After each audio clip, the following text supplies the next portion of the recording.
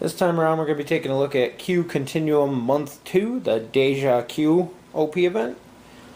First thing we have here is the participation prize for being in the event.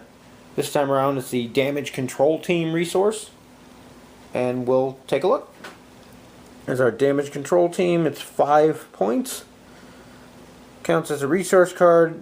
At the beginning of the battle, you get 5 auxiliary power tokens which get stacked on top of this card. When a ship in your fleet is defending during the compare results step, they may A. remove an auxiliary power token from inside this card and place it by that ship to cancel a hit. Or B. remove an auxiliary power token from this card, place it beside that ship to convert a critical into a normal hit. Or C. remove 2 auxiliary power tokens from this card, place one of them beside the ship to cancel a critical. The other tokens removed from the game. No additional auxiliary power tokens may be added to this card for the duration of the battle. And on the back, they actually printed the Damage Control Team icon on the back instead of being a separate card like some of the other resources. Didn't come with the actual rules card for normal resources, which is usually what's on the back, but doesn't really matter overall. Damage Control Team's kind of an interesting thing. For 5 points, I think there's some better resources out there.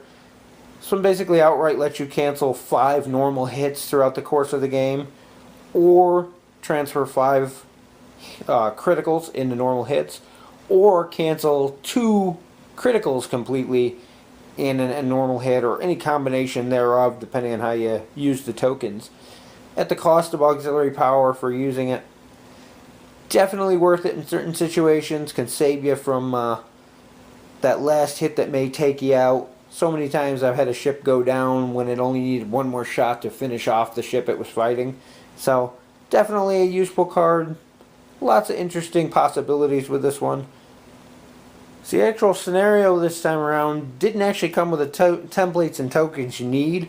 As long as you have a starter set laying around, you have pretty much what you're going to need. At least both players need a starter set, which they should have anyway.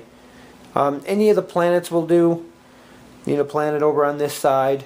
The one from the Dominion War is actually slightly smaller, so I'm assuming they want you to use the standard size ones, which have come in a couple different OP kits as well as the starter set. You just need a standard objective token. They come in the starter set as well as many of the OP kits and various expansions. Each player is going to need a set of 12 mission tokens which come from your starter set. This is where you're both going to need one because there's only 12 in a starter set. The idea on this one is that the moon is falling towards the planet and you have to do what you can to stop it. To make matters worse, Q is actually on board one of the ships in your fleet. You have to choose which one you want to put him on. The ship he's on board has its primary weapon value and its agility for the remainder of the game, as well as starting the game with 4 auxiliary power tokens in play. So, kind of a hindrance there. A lot of people build a throwaway ship just to put him on, just to deal with it. The main objective of the mission is to get within range 2 of the objective token here, which is the moon. And for every turn you're within range of there, one of your ships can take an action to remove one of these mission tokens from play and basically use it to stop the moon from falling into orbit. You get at the end, you get extra fleet points for how many of your mission tokens have been removed. Meanwhile, your opponents are also doing the same thing as well as fighting each other. You start in a normal 2-player setup with 1 player on this end, 1 player on that edge of the board. The game ends when the time limit is reached or 1 player's fleet has been eliminated, at which time you gain an extra 5 fleet points for every one of your mission tokens that's been removed, and whoever has the fewest remaining mission tokens at the end of the game gets a bonus 20 fleet points. So, interesting little scenario there, a lot going on, but it was a really fun one to play. For winning the Q-Continuum Month 2 Deja Q event, you get the IKS Coronar. It's an interesting little bird of prey, another Bre'el this time around. It's the lower class of the birds of prey, but definitely an interesting one. Going to be doing a standalone video for that, so keep an eye out for that if you want to get more information on that one. I'd like to give a shout out to an awesome guy named Twos from Ice House Games in Delaware.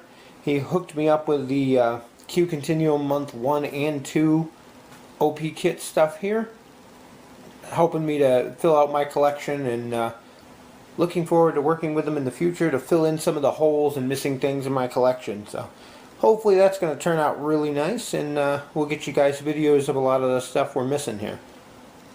But thanks again to Twos for his help, and can't wait to work with him again in the future. That's about it for this Q-Continuum month 2 video. We'll see you in the next one.